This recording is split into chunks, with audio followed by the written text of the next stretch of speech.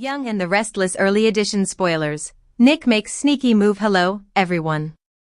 Welcome back to my channel.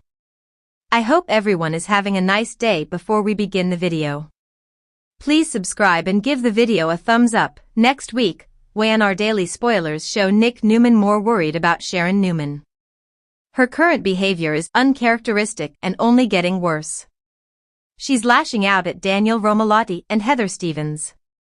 Plus, she's being rude and snarky to Phyllis Summers. Indeed, Nick knows this is not like Sharon, so, next week, he meets with their daughter, Mariah Copeland, to discuss Sharon and how to help her. However, Mariah is skeptical. When Nick makes a suggestion on Young and the Restless, she tells him it feels wrong. He says he knows, but they need to find out if she's taking her medication or not. So, it appears that he plans to go through her things and find her meds to see if she is taking them. Of course, this is a giant risk. If she finds out he's going behind her back and snooping, she will no longer trust him. Or, if he gets Mariah to do it, he could be putting her in a terrible position. Indeed, if they don't play things exactly right, they could risk alienating Sharon on Young and the Restless. Then, there's no telling what she'll do next if she feels betrayed and alone. YNR Weekly spoilers. Billy slaps Chance with a warning.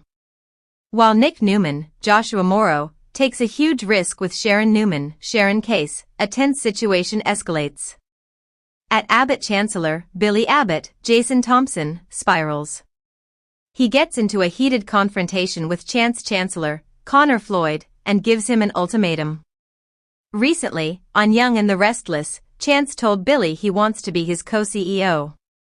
If Billy doesn't comply, he'll leave the company.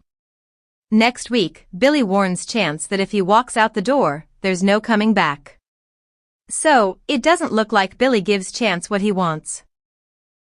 Meanwhile, on YNR, things get worse for Billy when Lily Winters, Crystal Khalil, discovers something. She goes to Victor Newman's, Eric Braden, office at Newman Enterprises. He wants to know what she has for him. She happily declares that she has the key to what she believes will be Billy's downfall. Undoubtedly, whatever she finds is extremely damaging on Young and the Restless. YNR Weekly spoilers promise loads of drama. Tune in next week and see if Nick Newman loses Sharon's trust by snooping on the CBS Sudzer. Get all the latest Young and the Restless spoilers and updates daily from Soap Dirt. Young and the Restless Early Edition spoilers. Nick makes sneaky move that changes everything. Genoa City has never been a town for the faint of heart, and in the coming episodes, the stakes are about to rise in a way that sends shockwaves through every powerful family in town. At the center of this brewing storm? None other than Nick Newman, whose calculated maneuver behind the scenes sets off a domino effect no one sees coming. It begins innocuously enough, as it always does with Nick. Known for his charm and his uncanny ability to straddle the line between loyalty and rebellion, Nick has long played the role of the underestimated Newman sibling.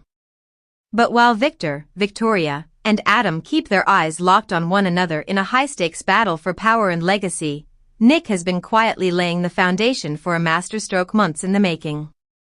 His target isn't obvious, not at first. There's no grand confrontation, no dramatic boardroom ambush, and no headline-grabbing fallout. Instead, Nick operates in the shadows, collecting favors, leveraging dormant alliances, and exploiting the fact that everyone around him is too distracted by their own wars to notice what he's building.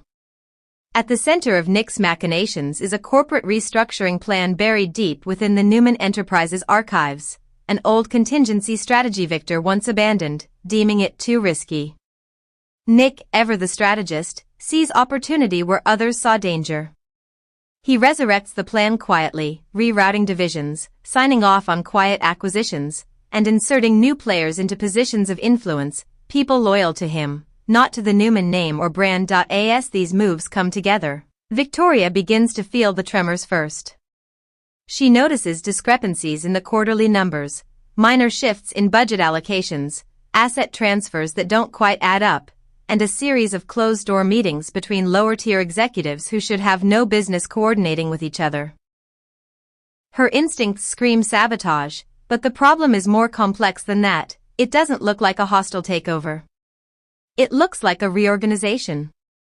Victor, meanwhile, is too focused on reining in Adam, whose latest business endeavor teeters dangerously close to implosion.